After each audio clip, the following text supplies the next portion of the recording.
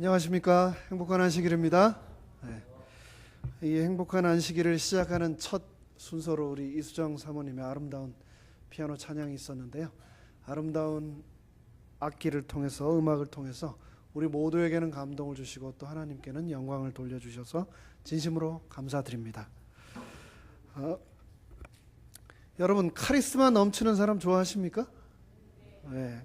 어떤 회사에 카리스마가 넘치는 사장님이 부임을 했습니다. 그런데 이 사장님의 경영 방침 제1원칙은 뭐였냐면은 게으른 사원은 무조건 해고시킨다.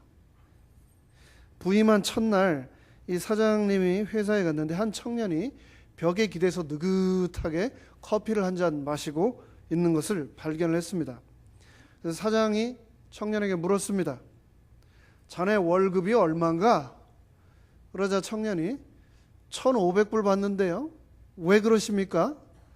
그러자 사장은 이 청년의 말에 대답도 하지 않고 그 자리에서 주머니에서 1,500불을 꺼내더니 그 청년 손에 탁 쥐어지더니 이 돈 받고 당장 나가고 2번 다시 이 회사에 얼쩡거리지 말게.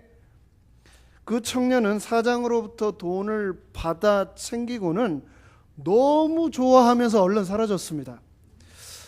이제 아무래도 느낌이 조금 이상해서 근처에 일하고 있던 직원을 한 명 불러가지고 물었습니다. 저 게으름뱅이는 여기서 도대체 무슨 일을 했었나? 그러자 사원이 당황하면서 이렇게 대답을 했습니다.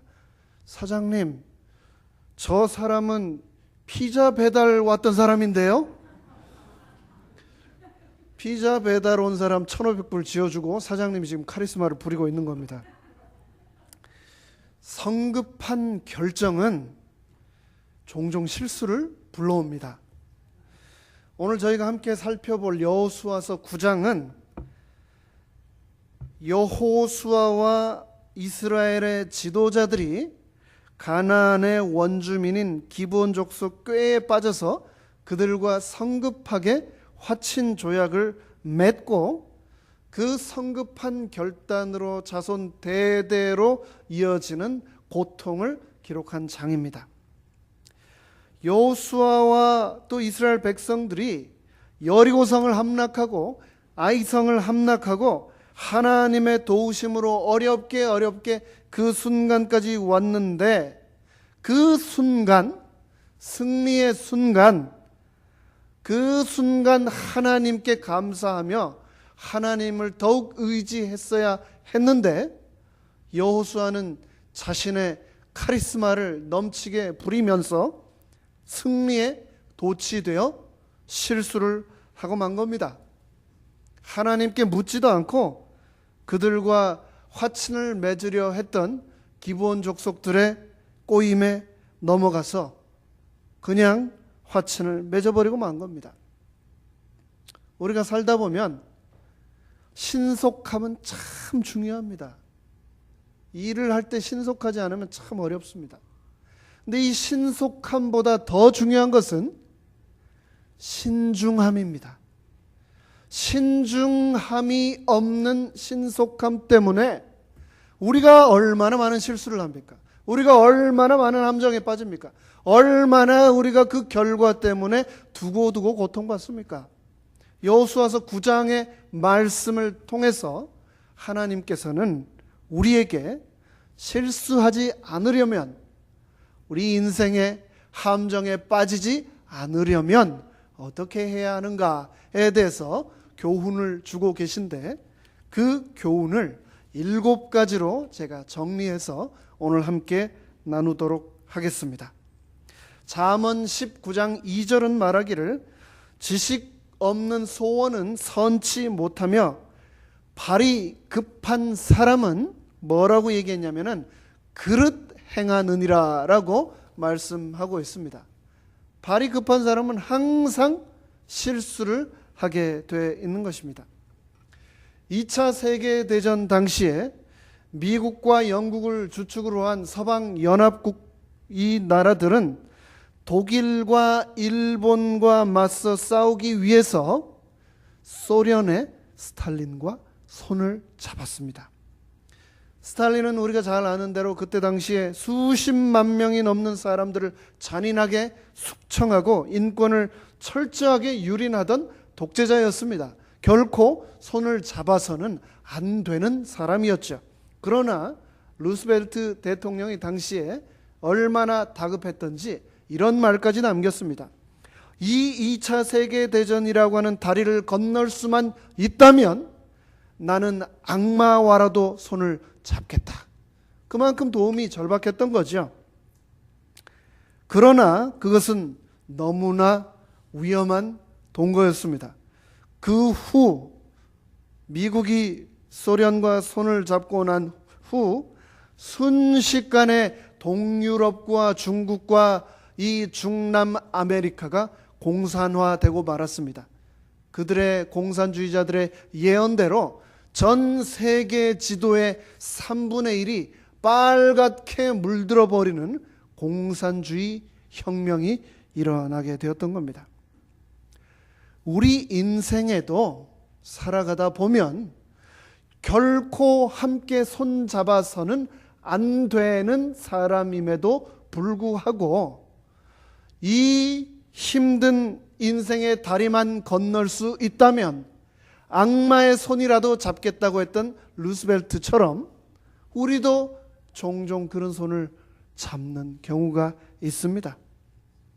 당장의 상황이 어렵다는 이유 때문에 상대의 위장에 속아서 위험한 동거로 인해 나중에 우리가 얼마나 뼈아픈 대가를, 값을 치릅니까? 지혜와 능력을 겸비했던 지도자 여호수아도 오늘 여호수아 9장을 통해서 그 실수를 범하고 말았습니다. 하지만 이 여호수아 9장을 통해서 우리는 인생의 함정에 빠지지 않을 7가지 소중한 교훈을 얻게 되었습니다. 그 내용을 함께 나누도록 하겠습니다. 여리고성과 아이성을 점령한 이스라엘은 말 그대로 우쭐해졌습니다. 이제 에발산 앞에서 전열을 가다듬고 거침없이 가나안 땅을 향해서 향군해 나가기만 했습니다. 본격적으로 가나안 부족들과 전쟁을 시작하게 된 거죠. 그런데 그 순간 여리고성과 아이성을 무너뜨리고 진격해오는 이스라엘 백성들을 바라보고 있던 가나안 부족들이 가만히 있을 리가 없었습니다. 드디어 그들이 서로 간에도 친하지 않았던 이 가나안 부족들이 연합군을 결성하게 된 것입니다.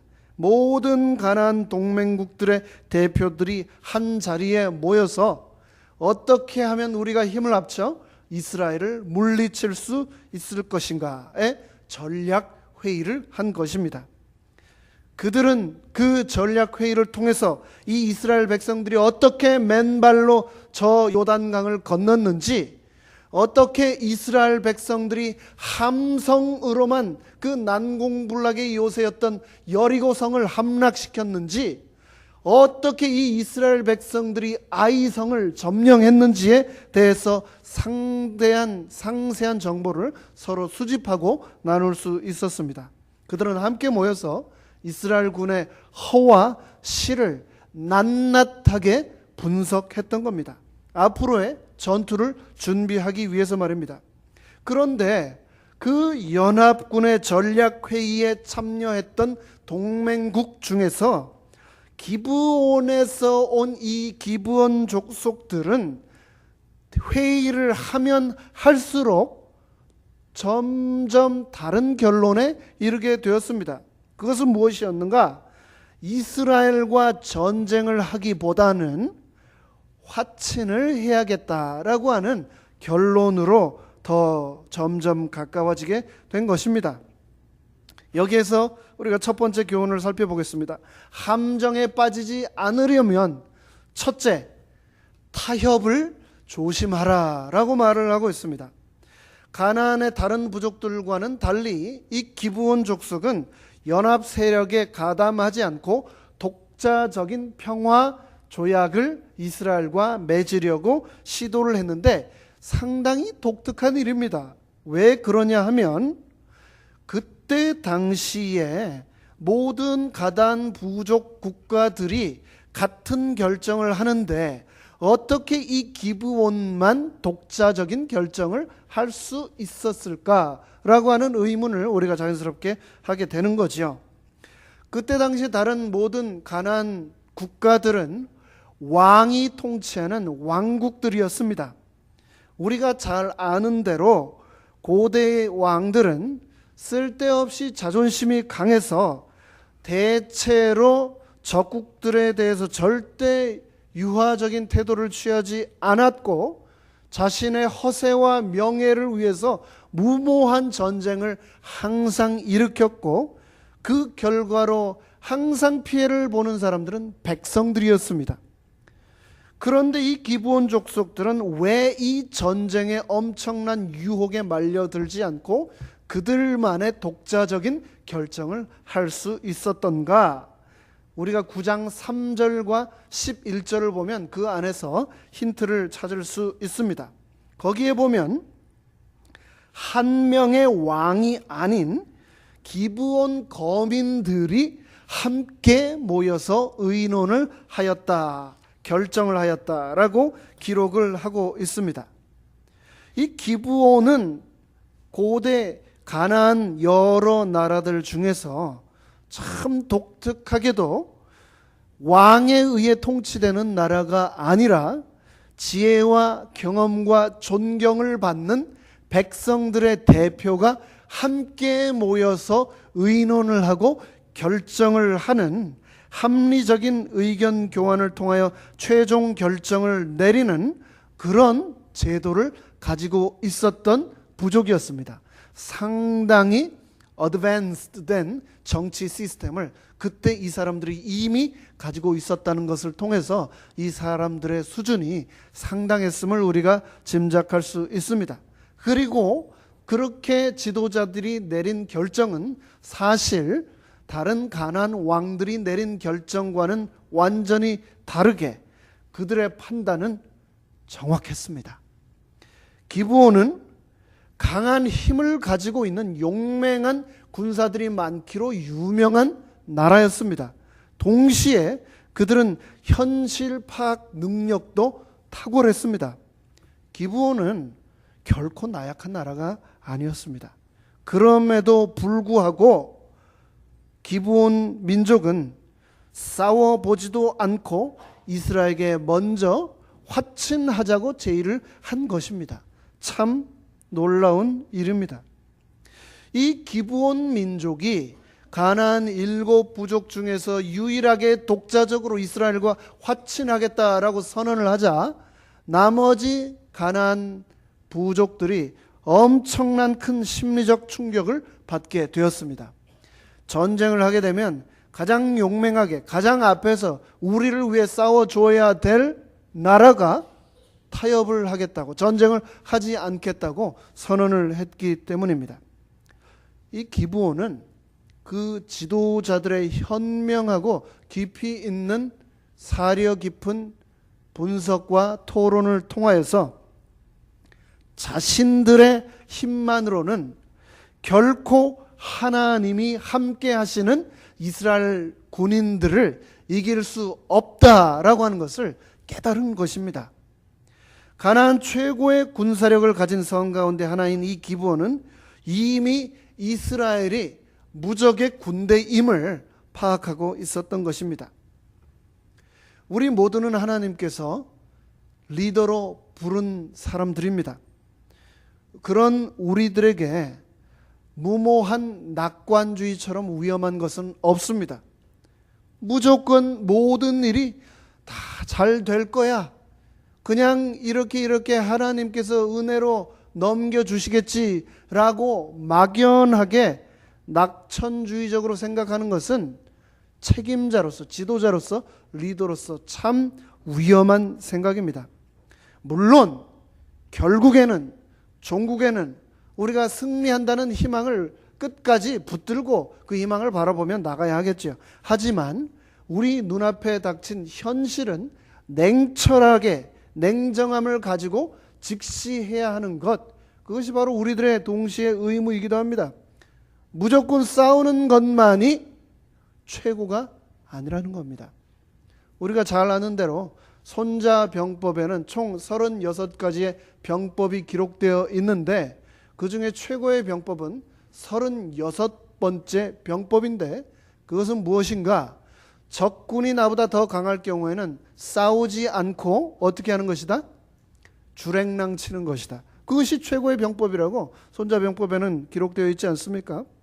냉정하게 현실을 직시하고 자존심 때문에 싸우지 말고 때로는 무기를 내려놓고 내 목까지 차오르는 그 분함을 삭히면서 때를 기다릴 줄 아는 것, 그것이 지혜로운 사람이고 함정에 빠지지 않는 길이라는 것을 이 기브온 족속들은 우리에게 교훈하고 있는 것입니다.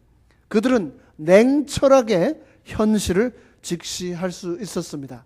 그런 리더들 덕분에 모든 가나안 부족들은 다 멸절하였음에도 불구하고 기브온 족속은 살아남을 수 있었습니다. 함정에 빠지지 않으려면 두 번째 교훈은 대충 하지 마라입니다. 신명기 20장 10절로 16절에 보면 이스라엘은 먼 지역에 사는 백성들과는 평화의 협상을 맺을 수 있다라고 근거를 기록하고 있고, 반대로 신명기 7장 1절로 2절에 보면 먼 지역의 민족들과는 평화 협상을 맺을 수 있지만 가까이 사는, 특별히 가나안에 있는 그 어떤 민족과도 평화 협상은 맺어서는 안 된다라고 분명하게 기록을 하고 있습니다. 그 내용을 간단하게 살펴보겠습니다. 신명기 7장 1절로 2절인데요. 내 하나님 여호와께서 너를 인도하사 내가 얻을 땅으로 들이시고 내 앞에서 여러 민족 곧 헷 족속, 기르가스, 아모리 족속, 가나안 족속, 브리스 족속, 히위 족속, 여부스 족속, 이 7 족속을 쫓아내실 때에 그들을 내게 붙여 너로 치게 하시리니 너희는 그들을 진멸할 것이라. 그들과 결코 그 어떤 언약도 맺지 말 것이요 그들을 불쌍히 여기지도 말라라고 말을 하고 있습니다. 이것은 하나님을 통하여서 모세가 이스라엘 백성들에게 전달한 하나님의 명령이었습니다. 그 명령이 뭐라고요? 가나안 민족과는 결코 평화 협상을 맺지 말고 진멸시키라는 것이었습니다. 어떻게 보면 이 내용이 너무나 잔인하게 느껴질 수 있겠지만 하나님께서는 그렇게 하신 특별한 이유가 다 있었습니다. 가나안 민족은 그 어떤 민족보다도 이상한 귀신과 우상 숭배에 철저하고 열성이 있는 사람들이었습니다. 성적으로 너무나 문란했습니다. 폭력이 난무하고 도덕적으로 심각하게 타락한 사람들이었습니다. 심지어 자신의 어린 자녀들까지도 산채로 우상에게 제사를 지내던 그들이 이스라엘 백성들과 함께 산다면 이스라엘 백성 중에 하나님을 믿는 믿음을 끝까지 지킬 수 있는 백성이 단 한 명도 없을 것이라는 것을 하나님은 너무나 잘 알고 계셨습니다. 그들의 악한 감화력이 너무나 강력하기 때문이었습니다.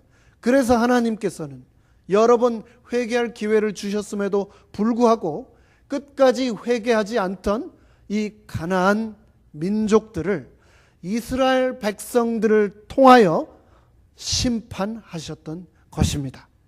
그들을 단 한 명도 남기지 말고 진멸하라고 말씀하셨던 것입니다. 이 기브온 족속들을 보면은 평화 조약을 맺어야 되겠다라고 다른 부족들과 달리 혼자 생각한 그 과정에 이르기까지 상당히 많은 정보를 입수하고 또 자기 민족을 지키기 위해 자기 신변 보호를 하기 위해 굉장히 치밀한 계획을 세웠음을 우리가 알 수 있는데요. 이스라엘 백성들이 진을 치고 있던 이 길갈에서 기브온 족속들이 살던 그 성까지는 불과 40km, 25마일밖에 떨어지지 않은 굉장히 가까운 곳이었습니다. 분명히 기브온 족속은 하나님께서 신명기에 언급하신 진멸하라고 명령하신 민족 중에 리스트가 올라가 있는 사람들이었습니다. 그런데 그 내용을 비밀리에 알게 된 이 기브온 족속들이 정직하게 이스라엘 백성들에게 가서 사실 우리는 기브온 민족입니다. 당신의 지도자, 선대 지도자 모세가 기록한 신명기에 기록한 하나님이 진멸한 민족이라고 스스로 말한다고 하면 결코 평화 협상은 불가능할 것이라는 것을 이들은 너무나 잘 알았습니다. 그래서 이들은 그들 가운데 사절단을 뽑아서 아주 먼 곳에 사는 사람들처럼 변장을, 위장을, 분장을 하였습니다. 그들이 준비한 의복, 그들이 담고 간 음식, 그들이 가지고 간 장비, 이 모든 것들을 아주 낡고 오래된 것으로 바꾸어 변장을 하고 그렇게 철저하게 준비를 한 다음 이스라엘 백성들의 지도자를 평화협상하기 위해 찾아갔던 것입니다. 여기에서 우리가 또 배울 수 있는 중요한 교훈이 하나 있습니다. 비록 적국이긴 하지만 이 기브온 사람들은 굉장히 치밀하게 철저하게 준비를 한 이 내용은 우리에게 시사하는 바가 굉장히 큽니다. 이스라엘 백성들과 기브온 백성을 한번 비교해 보겠습니다. 이스라엘 백성들은 이 기브온 족속이 어디 사는 사람들인지, 누구인지, 뭐 하는 사람들인지, 어떤 계획을 가지고 있었는지에 대한 정보가 하나도 없었습니다. 평화협상을 맺자고 찾아왔을 때 그들이 누구인지조차도 알지 못하고 있는 것, 그것이 바로 이스라엘 백성들의 정보 수집 수준, 능력이었습니다. 반면에 이 기브온 족속들은 철저하게 이 이스라엘 백성들이 움직였던 동선뿐만 아니고 그들의 정신적인 나침판인 모세오경까지도 이미 다 파악을 하고 있었던 것입니다. 그래서 그들의 율법에 의하면 우리가 절대 정상적인 방법으로 평화협상이 안 되겠구나라고 하는 것까지 파악을 하고 변장을 계획하게 된 것입니다. 이방 민족이지만 하나님을 모르는 백성들이었지만 그들은 이스라엘 백성보다도 훨씬 정보력에 있어서 탁월했습니다. 그들은 정보 파악에만 탁월한 것이 아니라 더 나아가서 자신에게 불리한 정보까지도 오히려 그것을 역이용해서 아이디어를 내서 바로 실천에 옮길 줄 아는 민족이었습니다. 하나님께서는 우리 그리스도인들을, 재림 성도들을 이 세상을 변화시키라고 하는 사명을 주셨습니다. 그런데 이 교회 밖 세상 사람들은 우리에 대해서 상당히 잘 알고 있고 우리에 관한 많은 정보를 수집해 가지고 있는데 정작 우리는 이 세상에 대해서 얼마나 알고 있는가? 한번 질문해 보셨습니까? 물건을 파는 비즈니스만 하더라도 내 물건에 대해서 자세하게 아는 것 이상으로 그것을 팔 시장에 대해서도 알고 또 소비자에 관해서도 치밀하게 파악하는 것이 기본인데, 우리는 이 세상을 알기 위해서 얼마나 열심히 정보를 수집하고 연구하고 분석하고 계획을 세우고 있냐는 말입니다. 하나님께서는 누가복음 16장 8절의 말씀을 통해서 이 세대의 아들들이 자기 시대에 있어서는 빛의 아들들보다 더 지혜로우니라 라고 하는 말씀을 통해서 세상 가운데 복음화의 사명을 가지고 살아가면서도 여전히 세상에 대하여 어두운 우리를 간접적으로 책망하셨습니다. 우리는 하나님을 믿지는 않았지만 멸망당할 수밖에 없었던 이 기브온 족속들임에도 불구하고 그들의 치밀한 준비성을 통해서 교훈을 얻어야 되겠습니다. 세 번째, 함정에 빠지지 않으려면 우리가 꼭 기억해야 될 교훈은 끝까지 경계하라는 것입니다. 기본 사람들은 참 배짱도 좋았습니다. 또 순발력도 있었습니다. 그 위기의 상황에 대표들을 뽑아서 마치 먼 곳에서 온 것처럼 변장까지 시켰습니다. 그리고 그들을 이스라엘의 총사령부로 보냈습니다. 저는 혼자 이 여호수아 9장을 읽으면서 그런 생각을 해보았습니다. 만약 우리 교회에서, 나성중앙교회에서 이런 기본 족속들이 보낸 이 정탐꾼들 같이 변장할 사람을 뽑아서 보낸다면 우리 교회에서는 과연 누구를 뽑아서 우리가 보낼 수 있을까? 그만큼 배짱도 좋고 순발력도 있고 지혜도 있고 연기도 잘하는 그런 사람이 누가 있을까? 머릿속으로 생각을 해보았는데 몇몇 사람이 떠올랐습니다만 이 자리에서는 말하지 않겠습니다. 어쨌든 이렇게 선발된 몇 사람들이 여호수아와 이스라엘 백성들 앞에 나아가가지고 이 지도자들 앞에서 최대한 불쌍한 표정을 지으면서 우리는 엄청나게 멀리서 온 불쌍한 사람들이니까 제발 평화조약을 맺어주십시오 라고 간청을 한 겁니다. 그런데 이 이스라엘 지도자들이 처음부터 그냥 홀딱 넘어갔을까요? 아닙니다.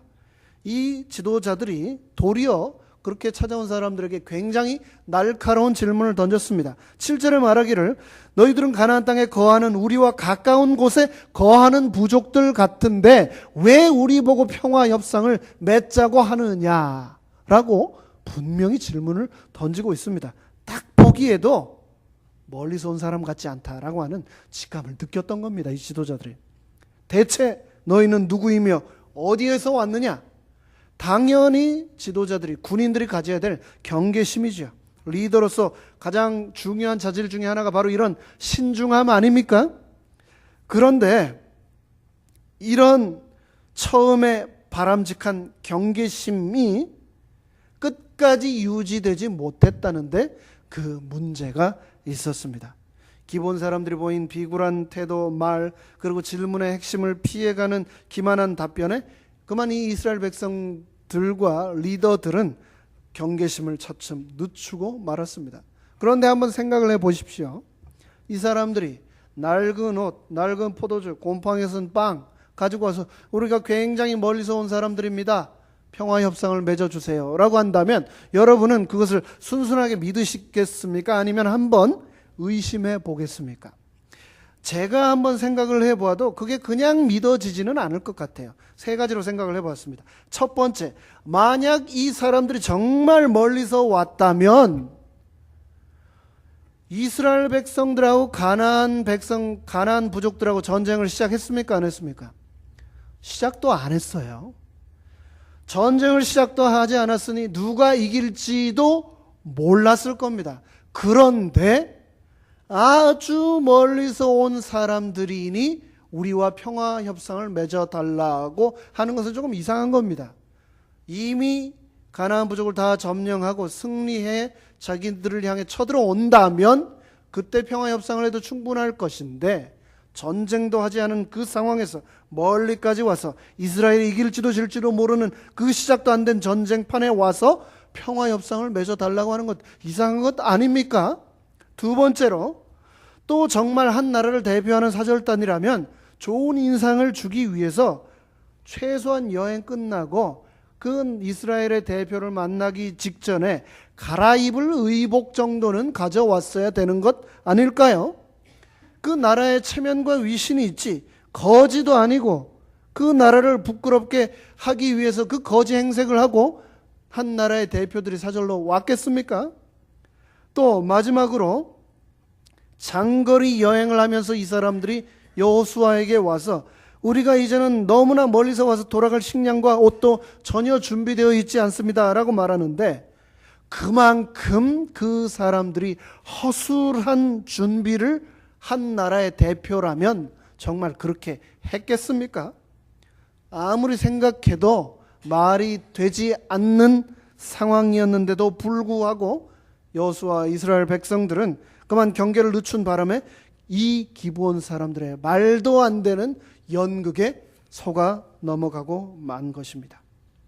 네 번째, 우리가 인생의 함정에 빠지지 않으려면 또 얻을 수 있는 교훈은 무엇인가? 외로움을 이겨내라라는 것입니다.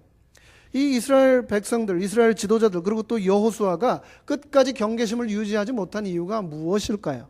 한번 생각해 보셨습니까? 이스라엘 백성들이 지난 400년간 어떻게 살아왔습니까? 이집트의 노예로 살아왔습니다. 그리고 지난 40년은 어떻게 살아왔습니까? 집 없는 떠돌이로 이곳저곳 돌아다닐 때마다 그곳의 주인들이 문을 열어주지 않고 길을 열어주지 않고 계속해서 그들을 죽이려고만 했습니다. 그리고 이 전쟁 직전의 1년 동안 어땠습니까? 가나안 땅에 들어오자마자 모든 가나안의 부족들이 연합해서 그들을 죽이기 위해 살기에 혈안이 되어 있었습니다. 그들은 결코 그 누구에게도 호의적인 대접을 받지 못했던 사람들입니다. 그런데 그 외롭고 누구도 의지하지 못한 채 힘들게 있던 이 이스라엘 백성들에게 처음으로 너무나 호의적인 태도로 누군가가 등장을 한 겁니다. 이 사람들이 먼 데서 왔다고 하면서 스스로를 뭐라고 했냐면, 여호수아여, 이스라엘 지도자들이시여, 우리는 당신의 종입니다 라고 얘기를 하는 겁니다. 400년이 넘게 종으로 살아왔던 이 백성들에게 드디어 우리는 당신의 종입니다 라고 하는 말을 해주는 사람이 드디어 등장을 한 겁니다. 종이 주인의 기분을 느끼게 되니 얼마나 기분이 좋았겠습니까? 먼 나라에까지 드디어 우리의 명성이 알려졌구나, 우쭐해진 거죠. 하나님만 의지하며 살아야 하는 여호수아와 이스라엘 백성들이었지만 순간적으로 인간적인 외로움과 칭찬에 굶주려 있던 그들은 이 달콤한 말에 그만 넘어가고 말았습니다. 우리가 인생의 함정에 빠지지 않으려면 이러한 외로움을 극복해내야 하겠습니다. 사단은 우리가 외롭고 힘들면 힘들수록 부드럽고 교활한 그의 손을 우리에게 더욱 가까이 뻗친다라고 했습니다. 그러다가 우리가 자칫 잘못하면 사단의 손을 잡게 되는 것입니다. 그러므로 힘들고 외로울수록 나의 힘이 되어주시는 분은 오직 여호와 하나님밖에 없다는 것을 기억하게 되시기를 간절히 바랍니다. 함정에 빠지지 않으려면 다섯 번째, 조건으로 판단하지 말라라고 말하고 있습니다. 여호수아와 그의 부하들은 기브온 사람들의 치밀하고 교활한 준비에 꼼짝없이 속아 넘어갔습니다. 그 증거를 보니까 너무나 obvious, 분명했습니다. 말라 비틀어져 곰팡이가 쓴 빵 조각들, 여기저기 찢어져서 누더기처럼 변해버린 가죽 부대, 낡아서 헤어진 옷, 신발, 이 남루하고 초라한 물건, 행색을 보면 누가 보아도 몇 달에 걸쳐 여행을 해온 굉장히 멀리에서 온 사람들이 분명하다라고 느껴졌던 것입니다. 게다가 이 기브온 사람들의 연기력이 아주 탁월했던 것 같습니다. 애절하고 불쌍하게 보이는 그들의 꾸민 연기력은 이스라엘 리더들을 속이고 말았습니다. 이스라엘 백성들은 결국 그 리더들은 눈으로 보고 내 코로 냄새를 맡으니 더 이상 의심할 필요가 없다라고 결론을 내려버리고 말았습니다. 결정적인 실수를 하고 만 거죠. 9장 14절에서는 이렇게 말합니다. 무리가 그들의 양식을 취하고 어떻게 할 것을 여호와께 묻지 아니하고 라고 얘기를 하고 있습니다. 항상 하나님께 물으며 어디로 가야 되는지, 무엇을 해야 되는지, 어떻게 하여야 하는지, 그렇게 지난 40년을 살아왔는데 이스라엘 백성들이, 지도자들이 어떻게 할 것을 여호와께 묻지 않고 결정을 내린 것입니다. 너무나 자명한 사실이기에 하나님께 물어볼 필요도 없다. 이것은 공공연한 시간 낭비다라고 쉽게 생각해 버린 것입니다. 하나님, 사실 제가 이런 것까지 다 하나님께 다 기도드려야 됩니까?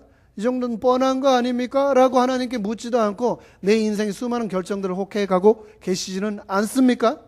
그렇게 생각되는 것들일지라도 우리는 항상 하나님께 기도로 여쭈는 그러한 삶을 살아야만 이스라엘 백성들과 같은 실수를 반복하지 않게 될 것입니다. 너무 쉽다고 생각할 때, 이것쯤은 내 경험과 상식으로 너끈히 해결할 수 있다고 생각할 때가 사단이 기다리는 순간이라고 하는 것을 우리는 기억해야 되겠습니다. 내가 목회 경력이 지금 몇 년인데, 내가 이 교회에서 밥을 먹은 게 몇 년째인데 라고 생각하는 순간 사단이 임한다는 겁니다. 그러다가 덫에 걸리고 만다는 겁니다. 내 지식이 아무리 풍부해도, 내 경험이 아무리 많아도, 노련해도, 내 처세술이 뛰어나더라도 나는 유한한 인간임을 기억해야 하겠습니다. 하나님께서 함께 하셔야만 할 수 있는 사람임을 기억해야 하겠습니다. 비행기를 조종하는 파일럿들을 볼 때마다 나도 저렇게 하늘을 날 수 있으면 참 좋겠다, 그런 생각을 많이 합니다. 저희 집 바로 옆이 비행장이 하나 있지 않습니까? 날마다 그 비행기가 뜨고 내리는 것을 보면서 제가 하루에도 그 옆을 수도 없이 지나다닙니다. 그런데 이 파일럿들 가운데 가장 숙달된 파일럿이 뜻밖의 평이한 비행 중 사고로 죽는 비율이 상당히 높다고 그럽니다. 왜 그런가? 너무 자신의 실력을 과신한 나머지 계기판을 보지 않고 감으로 비행을 하다가 고도를 착각해서 바다를 하늘로 알고 여행을 하다가 추락사고가 나서 죽는다고 하는 겁니다. 파란 하늘, 파란 바다, 비행기가 돌다 보면 헷갈릴 수 있는 겁니다. 근데 이 파일럿들을 훈련시킬 때 어떤 일이 있어서 계기판을 철저히 바라보고 자신의 감을 믿지 말라라고 가르치는데, 그럼에도 불구하고 익숙하면 익숙할수록 이런 파일럿들의 실수가 계속해서 나온다는 겁니다. 나는 남보다 더 똑똑해, 경험이 많아, 배운 것이 많아 라고 생각하신다면 오히려 그 나의 경험과 영리함이 나를 쉽게 무너뜨릴 수 있다는 것을 기억해야 되겠습니다. 공부 잘하는 애들이 아는 문제를 꼭 시험에서 틀립니다. 그러기 때문에 우리는 절대 내 능력을 과신한 채 경솔하게 결정해서는 안 되겠습니다. 쉬운 일이라 여겨져도 깊이 생각하고 신중하게 처리해야 되겠습니다. 눈앞의 상황만 보고 하나님을 대신해서 결정하지 마시기 바랍니다. 하나님의 뜻을, 상황을 정확하게 해석하고 내가 하나님을 판단하지 말고 하나님이 나를 판단하시도록 해야 되겠습니다. 하나님 앞에 내가 자꾸 말하지 말고 하나님으로 나에게 말씀하시도록 해야 되겠습니다. 그렇게 하면서 하나님 앞에 엎드려 기도하고 우리가 결정해야만 함정에 빠지지 않을 것입니다. 함정에 빠지지 않으려면 6번째 교훈입니다. 지혜를 구하라 라고 말하고 있습니다. 이스라엘 지도자들은, 여호수아는 상황을 자신의 감각으로, 느낌으로, 직감으로 해석을 하고 하나님께 엎드려 기도하지 않았습니다. 하지만 모든 일에 앞서서 우리는 항상 하나님께 지혜를 구해야 되겠습니다. 야고보서 1장 5절에 뭐라고 말씀하셨습니까? 너희 중에 누구든지 지혜가 부족하거든 모든 사람에게 후히 주시고 꾸짖지 아니하시는 하나님께 구하라. 그러면 주시리라. 네. 하나님께 구한다면 그 위기의 상황에서 하나님께서는 분명히 우리에게 지혜를 주실 것입니다. 옛날 한국의 6.25 전쟁이 한참 벌어질 때 공산주의자들이 기독교 신자들을 잡아서 많이 죽일 때였다고 합니다. 그런데 한 목사님이 공산당 당원들에게 잡혀서 즉결 심판에 넘겨지게 되었다고 합니다. 그 순간 이 목사님은 내가 목사라고 하면, 내가 크리스찬이라고 하면 이 사람들이 그 자리에서 나를 쏘아 죽일 텐데 뭐라고 얘기를 해야 되나 머릿속으로 생각을 하면서 하나님 지혜를 주십시오라고 기도를 했다고 합니다. 진짜인지 아닌지는 모르겠습니다. 그런데 이 목사님이 순간적으로 공산당원이 머리에 총불을 대고 너 뭐하는 사람이야? 이제 크리스찬을 죽이기 위해서 그러는 거겠죠. 탁 얘기를 하자 갑자기 머릿속에 떠오르는 대로 이렇게 얘기를 했답니다. 저 약 파는 사람입니다. 그러자 그 공산당원이 무슨 약 팔어? 그러자 구약과 신약을 팝니다 라고 얘기를 하자 이 공산당원이 구약과 신약이 무슨 약인지 모르기 때문에 그냥 그러면 가라 하고 이렇게 놓아줬다라고 하는 이야기를 제가 읽었는데 사실인지 그냥 만들어낸 얘기인지는 모르겠습니다. 우리가 지혜가 필요할 때 하나님께 간구를 한다면 결코 하나님께서는 우리의 간구를 무시하는 분이 아니라는 확신이 우리 마음 가운데 있지 않습니까? 여호수아는 너무나 자기 자신에 대하여 확신이 가득 찼습니다. 하나님께 그래서 엎드리지 않았습니다. 지혜를 구하지 않았습니다. 그래서 돌이킬 수 없는 실수와 후회를 남기고 말았습니다.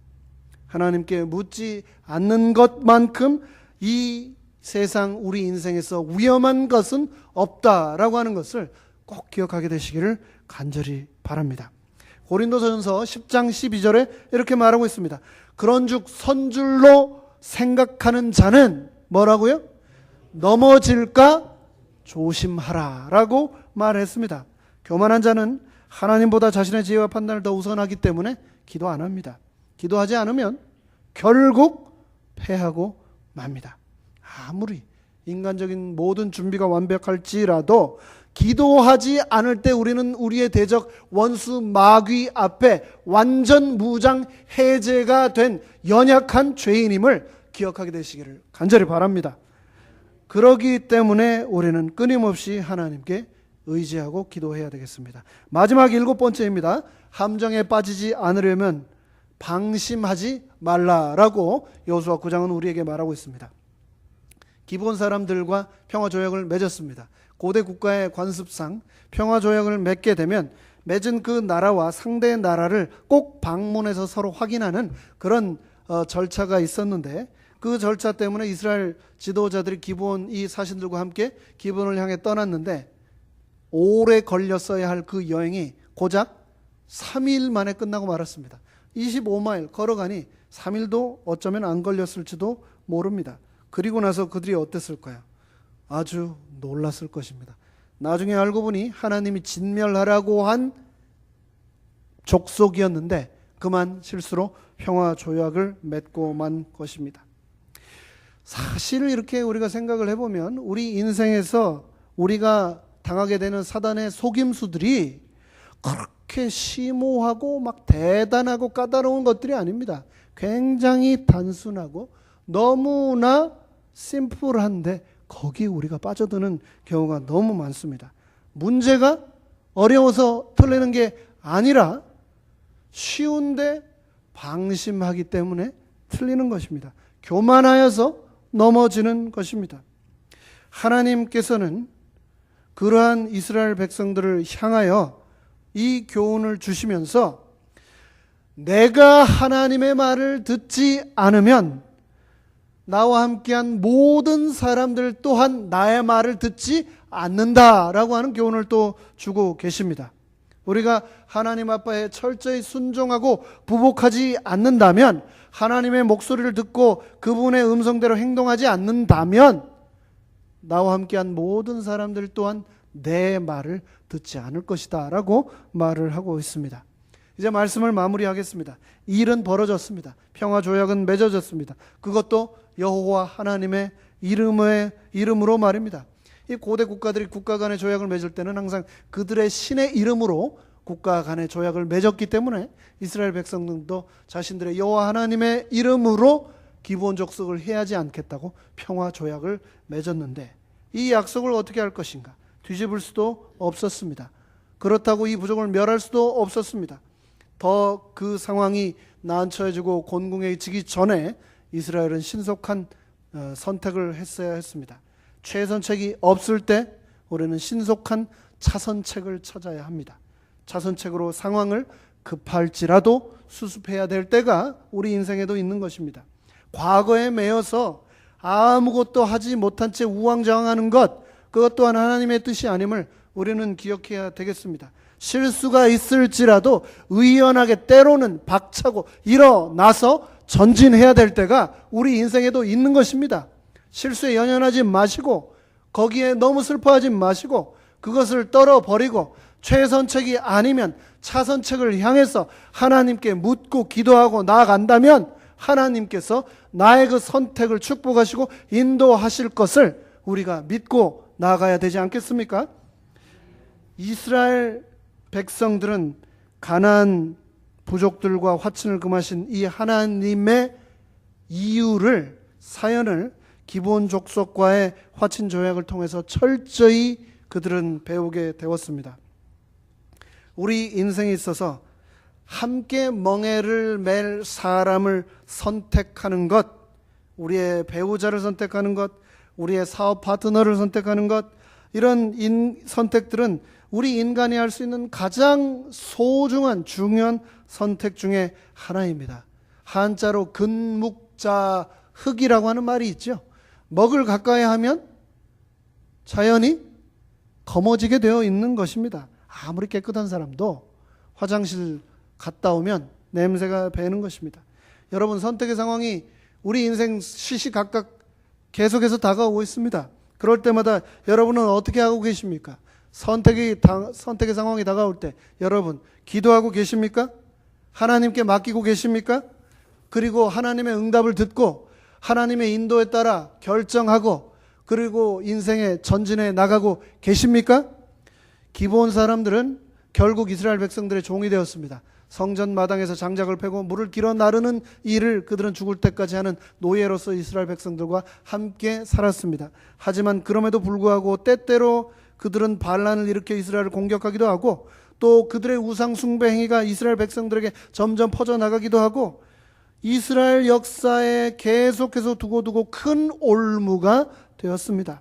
한순간의 잘못된 판단이 후손들을 두고두고 아픔에 머물게 한 것이죠. 오늘 우리는 자의이든 타의이든 내가 엮여있는 죄와의 위험한 동거는 없는지 우리의 마음을 살펴보아야 하겠습니다. 모든 선택 앞에서 하나님께 여쭈기를 결코 잊지 않는 우리 모든 하나님의 아들과 딸들 되시기를 간절히 바라면서 말씀을 마치겠습니다.